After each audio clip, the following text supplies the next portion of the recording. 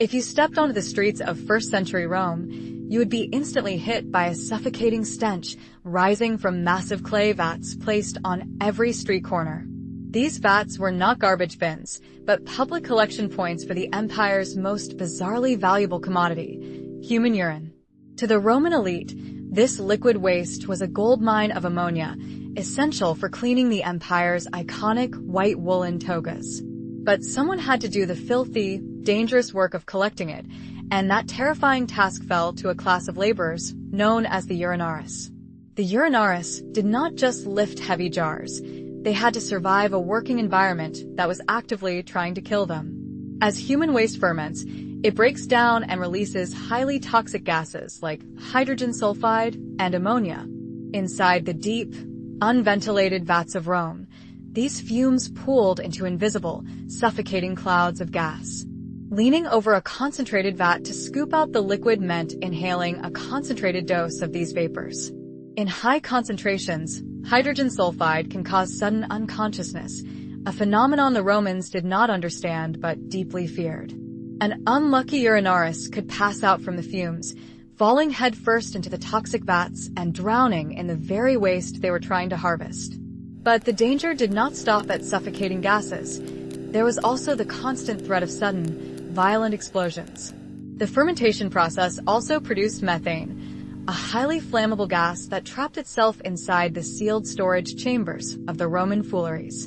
Because the Urinaris and foolery workers relied on open flame torches for light, a single spark could ignite the trapped methane instantly. A routine inspection of a storage vat could turn into a deadly blast, blowing apart the clay vessels and showering the workers in boiling, acidic liquid. If an Urinaris survived the fumes and the fires, they still had to face the corrosive nature of the product itself.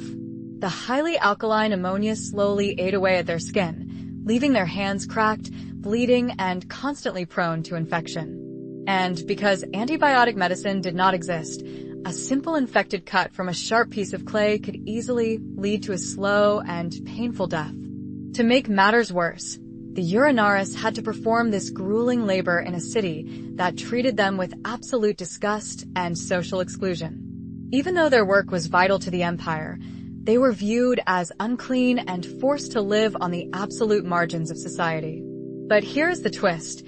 Despite the horror of the job, the urine trade was so lucrative that even the emperors wanted a piece of the action. In the year 74 AD, Emperor Vespasian realized he could solve Rome's massive debt crisis by taxing this stinky industry. He introduced the vectigal urini, a tax on the collection and sale of urine from public restrooms. When Vespasian's own son, Titus, complained that taxing human waste was beneath the dignity of the throne, the emperor responded with a move that became legendary. He held a gold coin under Titus's nose and asked if it smelled of urine, pointing out that the money still smelled sweet. From this historical confrontation, the Latin phrase pecunia non olet was born, meaning money does not smell. While the emperor filled his treasury with gold, the Urinaris saw none of this wealth, surviving on meager wages that barely paid for food. They had to haul these heavy, sloshing clay vessels through the narrow, crowded streets of Rome during the dead of night.